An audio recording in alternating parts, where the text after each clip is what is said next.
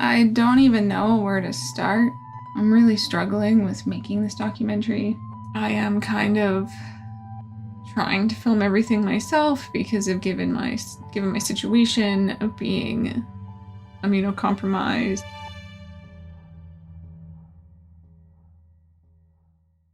My name is Villain Ari, and I'm a content creator, an artist, a writer, a cancer survivor, and a person that has 3 rare complex illnesses. Who is Villain Ari? Well, Villain Ari is a persona of mine that I use online. I live stream games and I live stream myself doing art, which I haven't done for quite some time. I've been relatively depressed and have had a hard time connecting back with my creativity, which I really don't like to say out loud, but it's true. I find when I'm not able to do a visual art of some sort, I end up going back to writing. I'll write short stories or poetry or work on books that I've been working on for a while that have to do with life with chronic illness and what that looks like and how different life with chronic illness is than life without it. There are many things that can get in the way. One of those things can be ourselves. And I do my best to not do that, but it still ends up happening.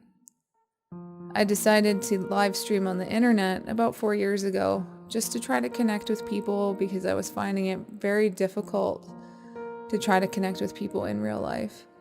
And I'm really grateful and blessed to have the community that I have. I do makeup streams, so I will do like horror makeup at the beginning of a stream. And sometimes it's quite gory, not gonna sugarcoat that at all. But it's stuff that I find helps me to express something that's trapped inside of myself. And being able to use my skin as a canvas to be expressive is it's freeing to be able to draw on myself. As someone that does so many different types of art, I want to explore every avenue of art. And I wasn't really doing FX makeup on my own skin, or anyone else's for that matter, until this last year. And then I decided that it would be good to do it on a live stream because it was suggested to me. It's been suggested to me a couple times, but having people watch me put makeup on was a little nerve-wracking. But I decided to do it, and now I love doing it. And I make little hyperlapses of me putting makeup on, and then we'll play a scary game, or we'll play another online kind of game, or we'll end up doing some art where I will sit and draw or paint or make something out of clay. I do paper quilling as well, which is where you kind of like twirl little pieces of paper and glue it on to another piece of paper. There's so many different things that I do that I love to do and that I love to share with everybody, and it just all comes back to art for me. Making this documentary, I thought it was going to be more about like my diseases and how they impact me, but the more I'm looking at it and the footages that I have, the more I realize my life inside the bubble is a life of art, and how art has saved me. Because without art, I probably wouldn't be here. Being able to express myself in ways that may be disturbing to some, may be cathartic to others, but trying to keep all of that trauma locked inside of myself has only been slowly poisoning me. So by expressing things on my skin or through written word, or even just through my drawings or my stop motion or anything that I create. It has helped me to grow. Everything started back when I got cancer in 2008. I was diagnosed with a familial type of cancer, which means it runs in families. I didn't really know where my thyroid was at the time. I was 22 and didn't know much about anatomy, but it was something that was trying to kill me, because that's what cancer does. I was told that the success rate of surgery was really high and that it would be a pretty in and out kind of procedure. My cancer had metastasized into my muscle and lymph nodes, and they removed muscle and lymph nodes from my neck, and I now have a foot-long scar on my neck that goes from ear to ear. The cancer itself, they tried to get as much of it as they could initially, and then I had ablation, which is internal radiation. So they come into the room that you're in, which is a room that's segregated from other people, essentially, and they bring in a little lead container, and they make you swallow radioactive pills. And I just remember it being so weird, the person coming in a hazmat type suit, if my memory is serving me correctly, and giving me those pills, and then leaving me there for, I think it was a week. Any of the food I didn't eat, I had to flush down the toilet because it was radioactive. And I thought after all that, I'd be better. I even had someone say to me I was supposed to get better. But I didn't. I got sicker.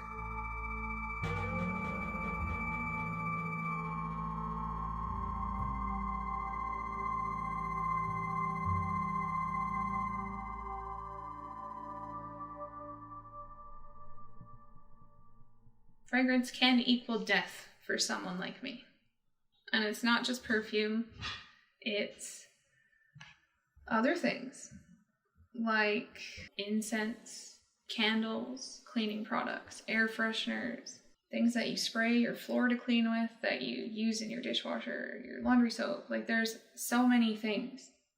If you go into a washroom in public, that soap is more than likely scented. If you go to the hospital, that soap is likely scented. Scents are everywhere. We live in a world that bombards our senses. What happens when the scents can kill you? You isolate so that they don't. Okay. Well, it's not an area I'm an expert on, so I'll do my best. I've read about it and I've diagnosed it in patients, and possibly I have it. I would say my lab tests are kind of in the gray zone, so it's not 100% clear. But how I explain it to people is that we have mast cells. Mast cells contain all of these immune chemicals. Some say hundreds of types, some say thousands of types. It depends who you read. And in things like certain allergies, the IgE antibodies bind to the mast cells, break the mast cells open, all those immune chemicals flood into the body and have numerous effects.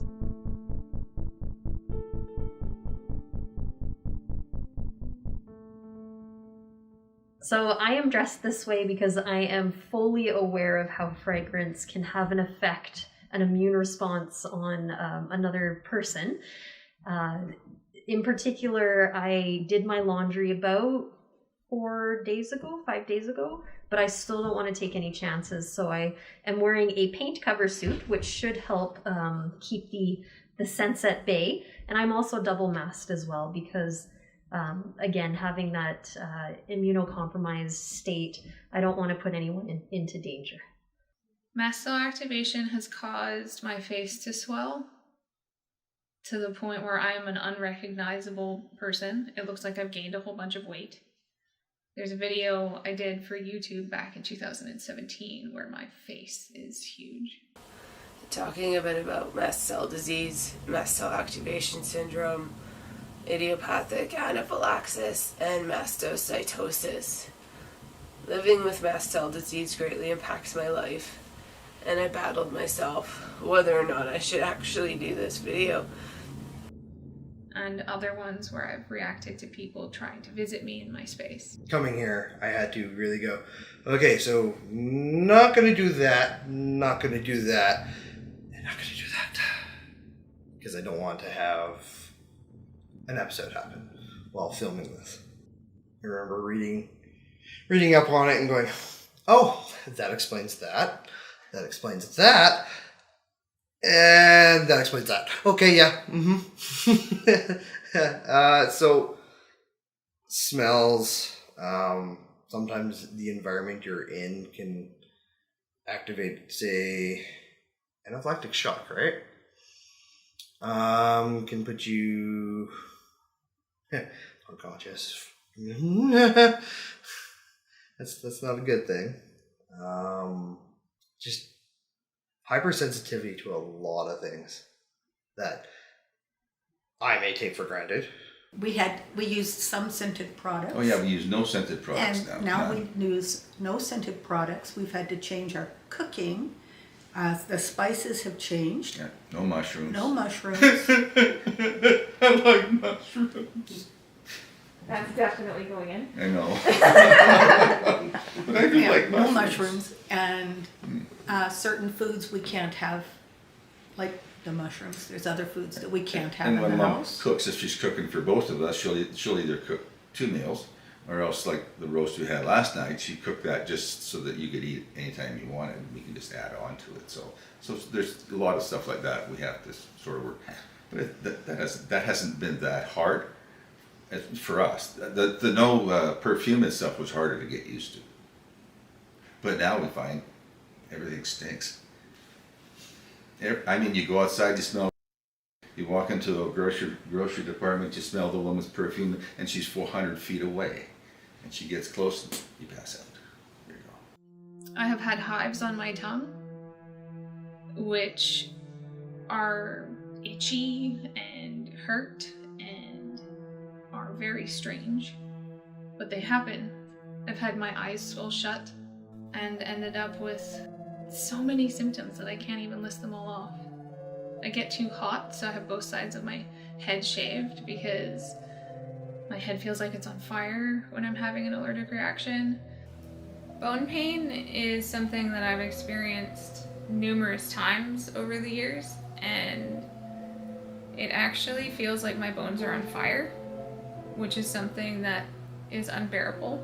It's like they're on fire and there's this burning inside of my body. Brain fog is a really big symptom as well. Something that I've found that other people don't necessarily understand, because you get forgetful, you forget your train of thought, which happens to me often. Even just trying to film this as an example, you may completely blank out on words that you know. It's literally like a fog rolling into your brain and you're lost in your head and you can't find the words, you don't know what to say. It's a very odd feeling. Vomiting is another symptom that happens, as is diarrhea, and those two things together, if they're both happening at once, it's not a fun time. And that's a symptom of anaphylaxis for myself. I may not get full throat closures, and when my throat does close, it does open back up, which I've been told is not a thing, but I can feel it jumping. So I know it's a thing, at least for me. Low body temperature is another thing that I've had happen. My body temperature being high, getting fevers from having ingested something or been around certain fragrances. My face swelling, which is probably a bit swollen today, which happens just from having new people in my space, which sucks because I wish it didn't. I would love to be able to control my body and not make it swell. Your whole body is affected by mast cell activation or mastocytosis. There's really nothing your body won't do to try to kill you. And that's scary. I've been in the ER before and doctors have told me they don't know what to do with me. They don't know how to help me.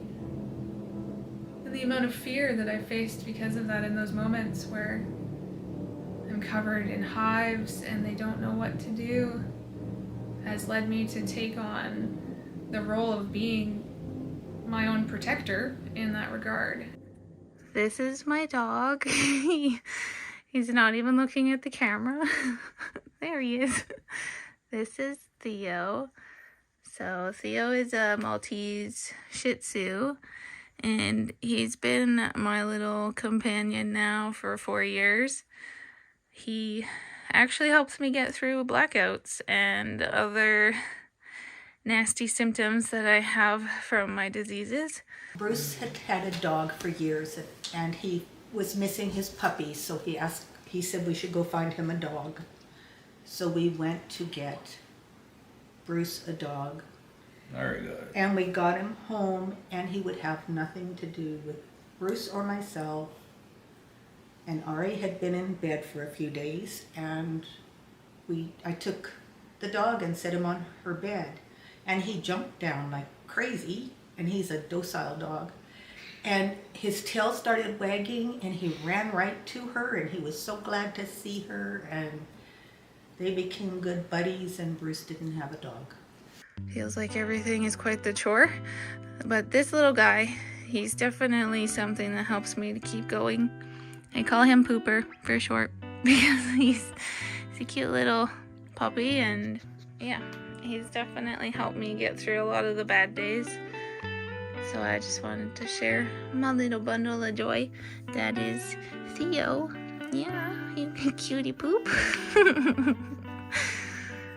I find if Ari keeps her mind busy, she's happier than she is when she doesn't have something going, some either art or crafts or gaming or creating something. It's important to keep her mind busy. I am on the internet a lot because I'm looking for connection with other humans to try to build friendships. I'm very blessed that I have a community online that I live stream to, and they come back and they watch me play games or do art or paint my face with horror makeup just to hang out with me. They may not be interacting with me in a voice channel, but they're chatting to me while I'm doing that, and I'm interacting with them that way. Kind of funny because the community I have, who are my minions and fiends, because, you know, I am Villain Ari after all, they encouraged me to do my makeup on stream, and so I live streamed doing makeup, and I didn't ever think about doing that before, and I always shy away from doing art stuff on there because I'm such a harsh critic of what I do. I want to do more, and I want to get better at all of the things I'm doing. And I understand most people say that you can't do it all. You can't be a writer, a documentary filmmaker, and an artist that shows their work in a gallery, because that would also be a dream. But I also don't have a life like everybody else. I don't have friends visiting me on the weekends. I don't have a commute to work. I have some time in there to work on those things when my body's not trying to kill me. But even when it is, at times, I try to do those things to escape what my body is doing to me. So I write, or I draw, or I paint, or I craft. So I've got some trypophobia going on. If you don't like holes, don't look, quick, look away. But yeah, so we end up doing, as you guys know, the creepy stuff and things quite regularly with the drawing. But this one I actually quite like how it turned out. I think it's actually one of my favorites right now. It's the epitome of what toxic love would look like if it was a drawing. Just that amount of control and being watched and, you know, essentially having your heart be attacked by massive freaking teeth. But yeah, it was definitely a lot of fun to do. Thanks for watching me bring it about to completion. What shall we do next? Or I make stuff like this, confession cam kind of videos that I put on the internet, just talking about my day-to-day, giving health updates, talking about what it's like to be chronically ill and isolated, crying on camera, because life like this is hard. And I don't want to sugarcoat it. Like, it's not easy. It's really not. And it helps me to feel less alone. I'm very blessed to have the community that I have. But as far as visits and people coming over for birthdays or holidays, that's not something that happens for me.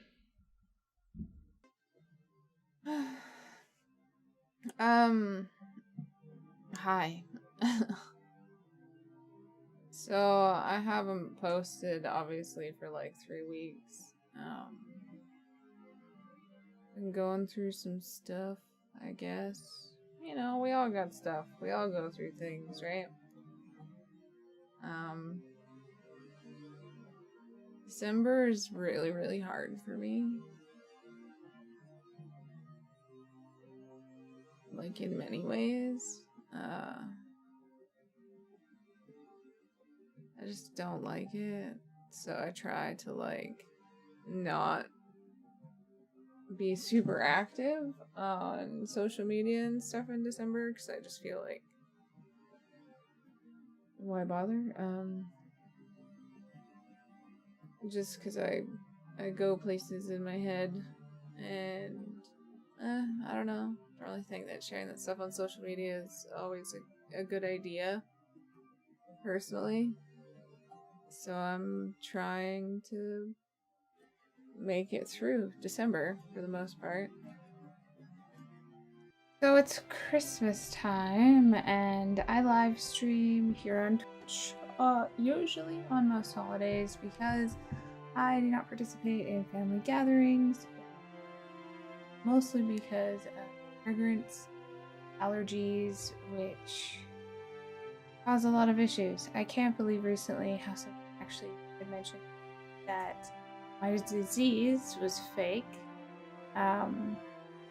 which goes along the lines of people just not believing things that they don't see, or that they do not experience, and because they're not experiencing it and seeing it, therefore it does not exist, which is completely wrong.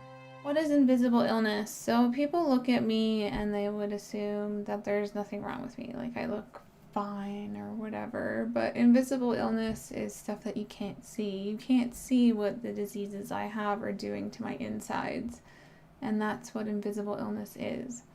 An illness that you cannot see. That's exactly what it is. And I live with invisible illnesses, things that people can't see, but they affect my day-to-day life, and they affect the way that I conduct myself, because I have to. Ableism is discrimination against people who have disabilities, chronic illness, people who are not fitting into the box of health privilege, so to speak. And I don't fit into the health privilege box. I do not have health privilege. I have 3 rare and complex illnesses that put me on the outside of society's box. However, within society, people like me are shoved into a bag, so to speak. We are basically put aside, forgotten about. That disabled group that's hardly talked about. The minority group that doesn't get attention like others do. Why is that? Seriously, why is that? It makes no sense to me. Ableism is a disgusting form of discrimination. And the thing with being disabled is it can happen to anyone at any point in any point of their life. It doesn't just happen when you're born. It can, You can be born with something that makes you disabled, but you could end up with a chronic illness like myself and be disabled for the rest of your life. I know what it's like to not feel seen.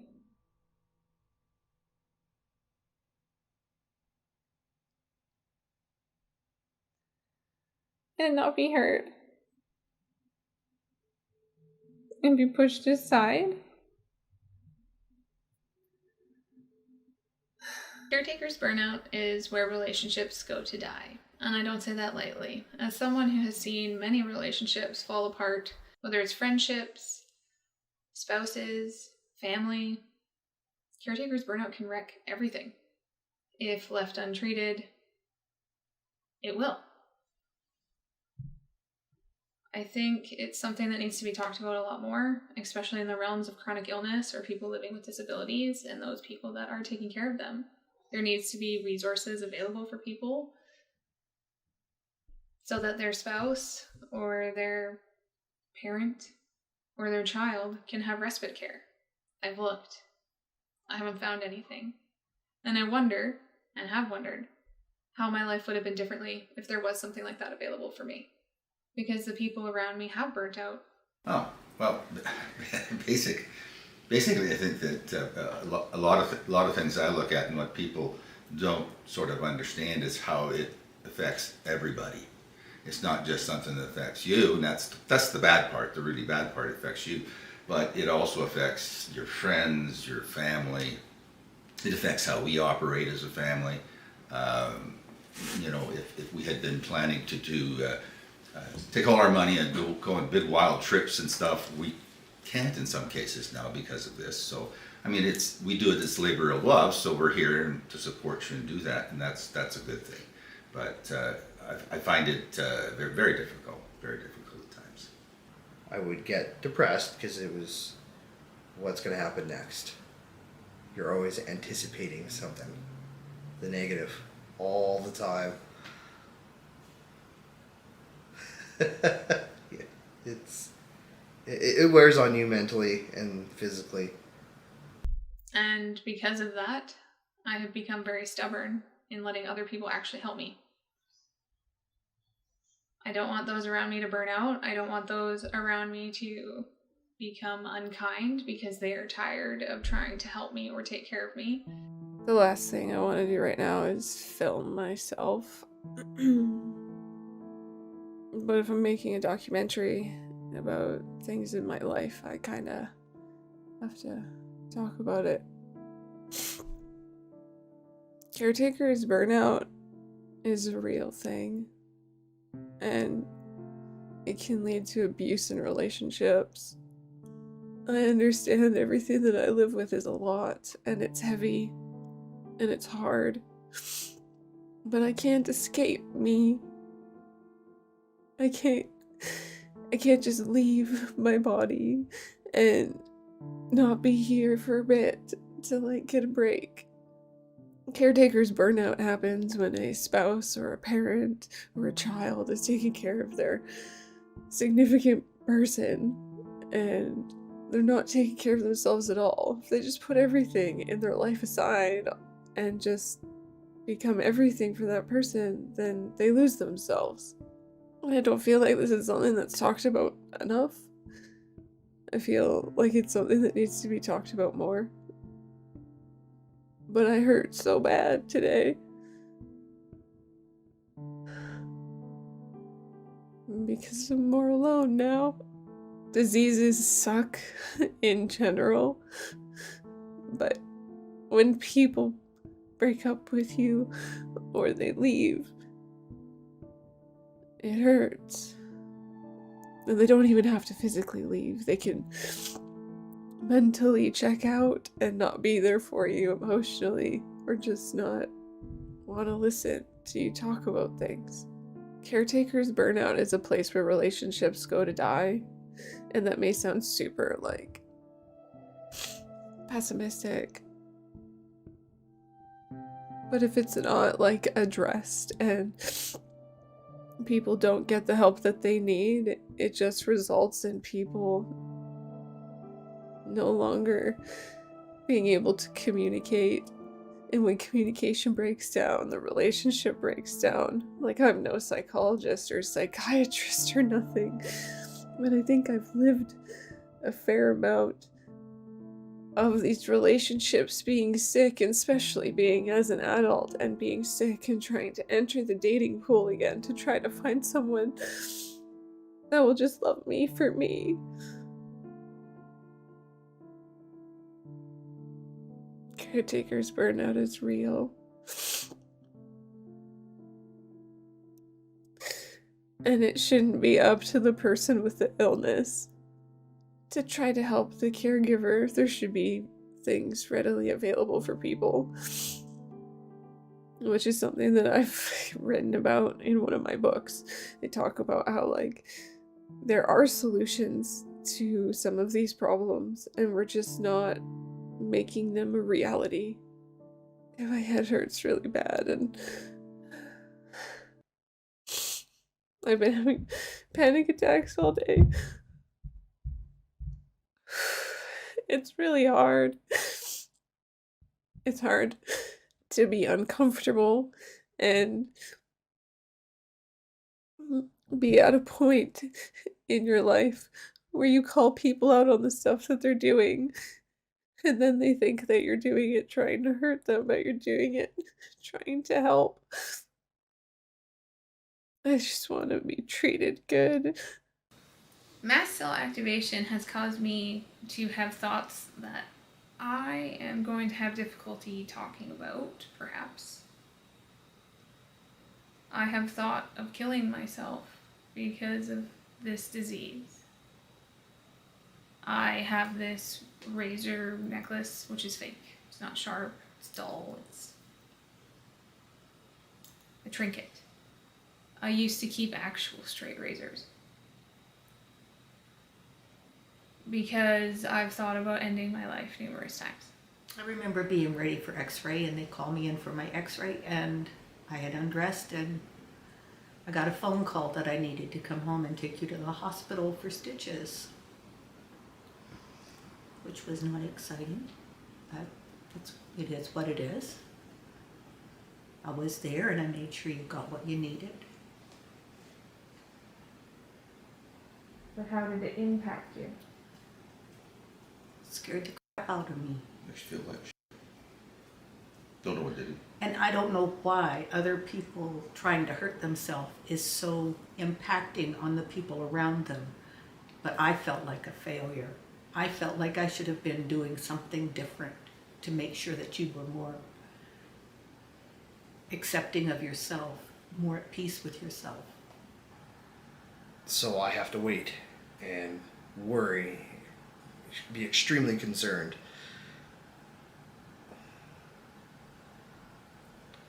It's terrifying to think of you not being around. Terrifying. Because I've known you for so long and because I care.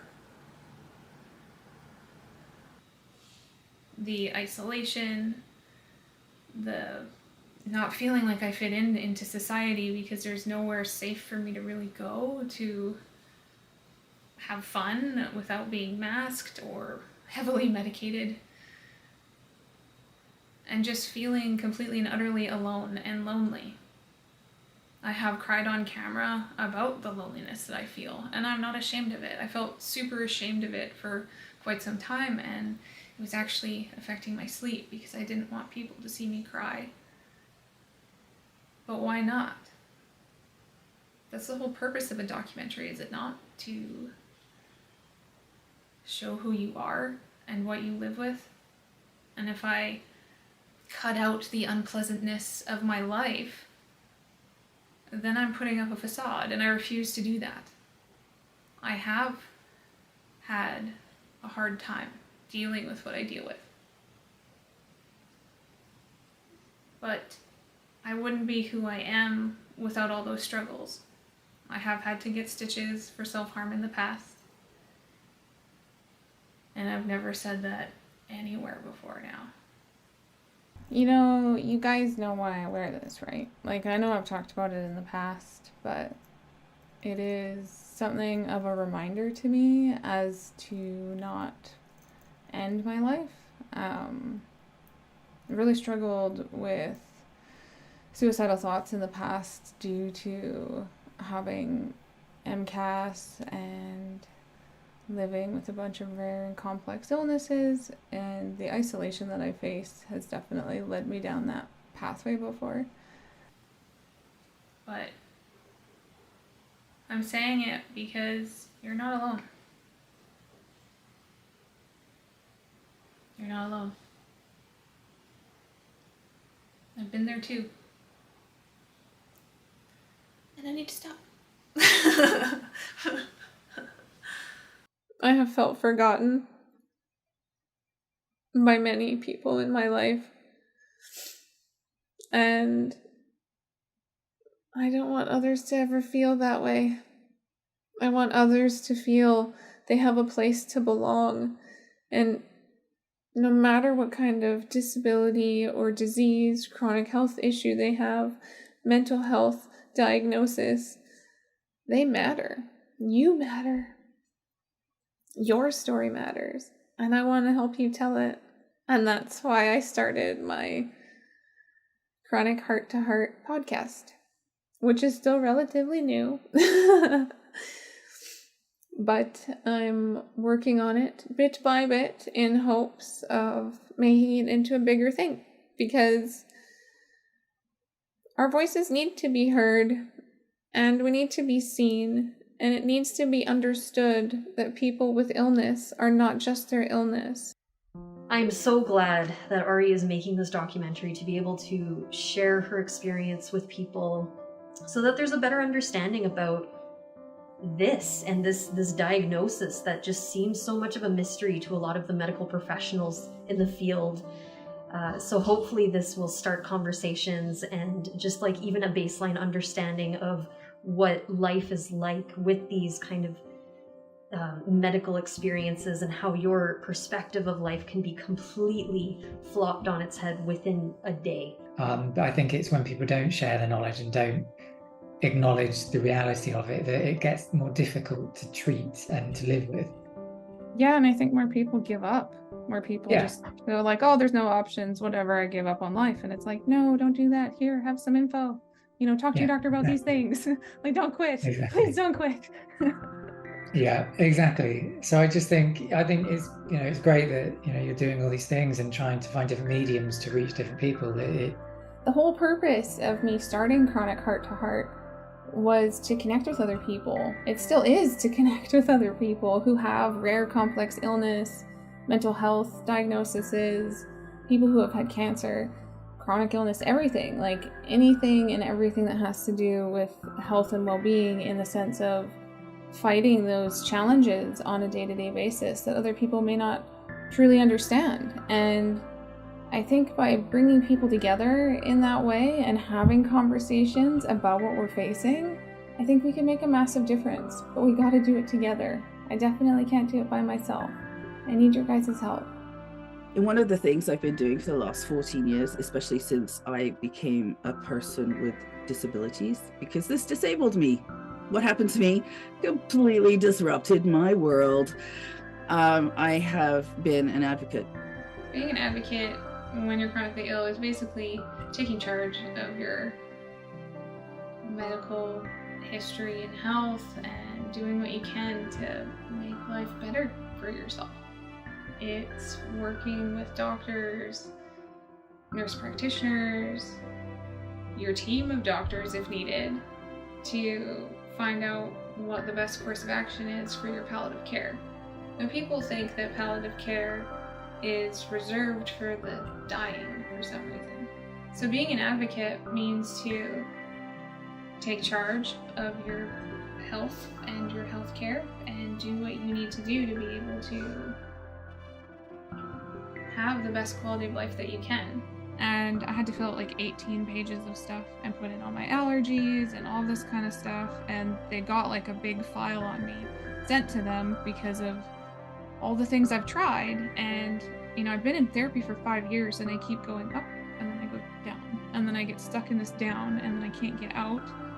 And I watched this video on YouTube about a guy from like the 50s who had post-traumatic stress, and he took psychedelic drugs and they followed him for 30 years. I know this. And- I watched this video too. I know exactly what it's about. And I was just like, what? Like, I want to do this. I want to get out of this because I feel like it's really impeding having friendships or any kind of relationships with people in general, because I just get so stuck in the past where I don't want to be, but the post-traumatic stress just keeps pulling me into it, and then I'm losing days because of it. And then people are like, where have you been? Or, you know, why are you not responding to my messages? Or, oh, you're being flaky. And it's like, no, I'm literally trapped in my head. So with my patients, I do a few things. So if somebody does have mast cell activation, it would depend on what they want, of course.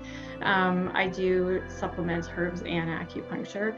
Acupuncture is really nice because if you're reactive to a lot of things, it can help your body calm down without worrying about reacting to something. Because that's always the concern, is like, okay, we're going to try a new supplement, you're going to have to be careful, it should be okay, but you're different, so it might not be okay. Whereas with acupuncture, generally we're just encouraging the body to do what it needs to do. We're stimulating the nervous system and the immune system, so we're helping the body heal. And generally people just come back saying, I feel better in my skin. I just feel more like myself, and I'm starting to just get a little bit more energy and a little better as we build over time. Okay, it is something I would be interested in doing eventually. I'd like to get to a little more stable-ish place before I leave my house. But it is something I would be interested in doing. Yeah, it helps a lot. So this is like a short story or poem sort of thing that I wrote about abuse, and it's actually called Viperous One.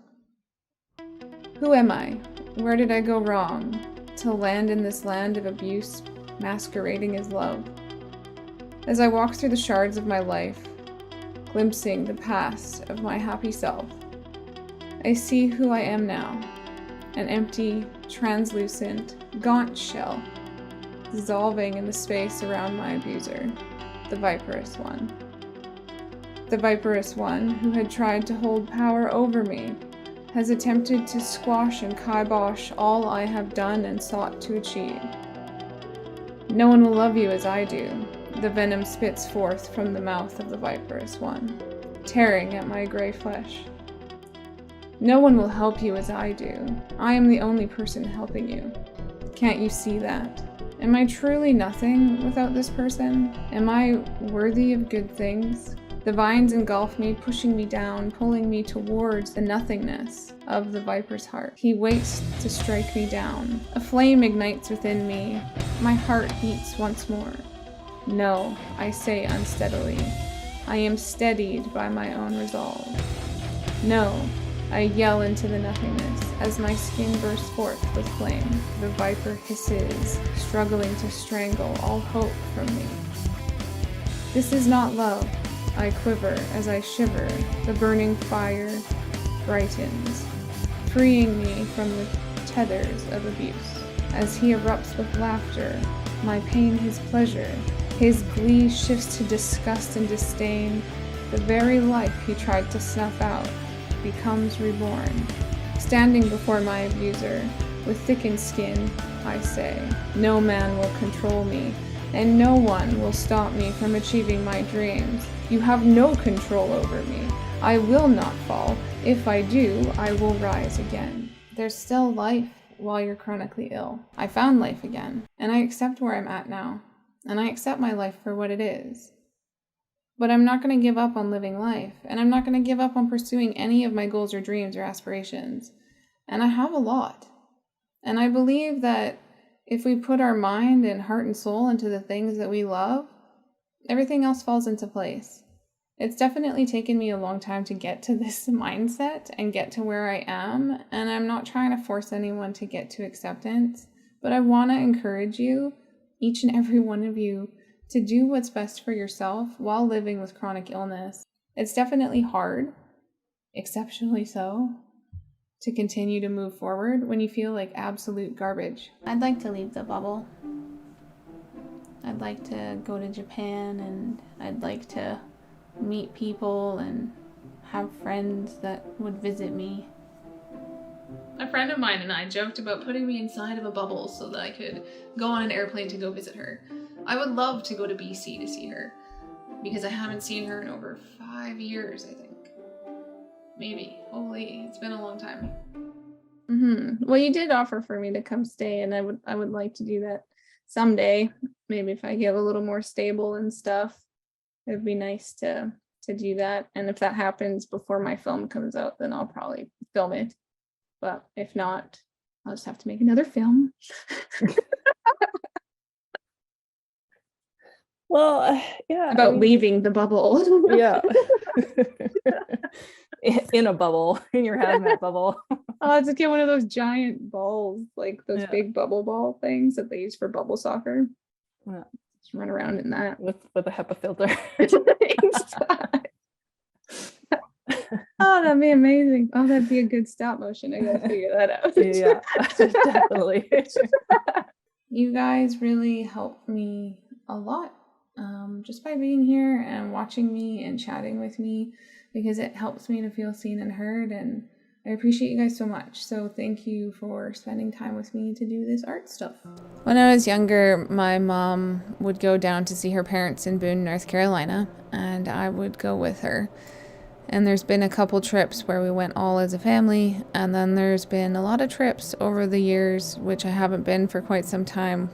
And on their farm, there wasn't a lot to do. There was no technology. They had one TV that had a dial on it, and I called it Channel Fuzz because that was pretty much the only thing that came in aside from a news channel. And as an adult, looking back at the time I was on the farm, my mom helped to instill in me coping mechanisms at a very young age. By going to my grandparents' farm, I learned to do all the things I do now that help me cope. I draw, I paint, I sculpt, I sew, I quilt. I do a vast majority of artistic things because without them, I don't know where I would be. I'm very blessed that my mother taught me various coping skills, and to this day, I still do a lot of those things. I write. I used to sit with my great-grandma and listen to her talk about her life growing up and just how different it was from my own upbringing. And I'd write down her stories. I hope someday that I can find those stories and maybe tell her story. Writing is something that has helped me through so many things in life. It has helped me to analyze myself and understand myself better. I have written a book about my experiences, and I'm working on a second one. And I'm finding the entire process to be something that is healing for myself. But I also want to help other people with the information that I have accumulated and the things that have worked for myself. And coping through art is definitely one of those big avenues for myself. I hope someday to be able to help other people do the same. Be able to use art to heal themselves, heal their minds, and help them find joy again. Because for myself, art has brought me joy and happiness, and is the only thing that actually stays in my life. When you're chronically ill, people leave, as much as we don't want them to, but they do, and it's a harsh truth and reality for many of us that people will leave our sides while we're dealing with some of the hardest things that we have to face. And at the end of the day, being there for ourselves is the number one priority. And so I still have a lot of work to do. So having a community night where we hang out and play a game together is really gonna have to wait possibly until the new year. I really apologize. I would love to be able to do stuff sooner, but for now we gotta put that on the back burner. Yeah, there's a lot that goes into it for sure. Like, I know people look at films when they're finished and they're like, oh, I could do that. And it's like, I can tell you from experience, I even thought, oh, I could do that. And man, I've been so out of my depth at times. I feel like I am struggling, but I was having a really hard time seeing like a through line and what my message was going to be and all that kind of stuff. But I feel like things are coming together now, and I'm actually getting really excited about it. No, I can't give you all the details. If I tell you everything, you won't watch the film, will you? You need to watch the film.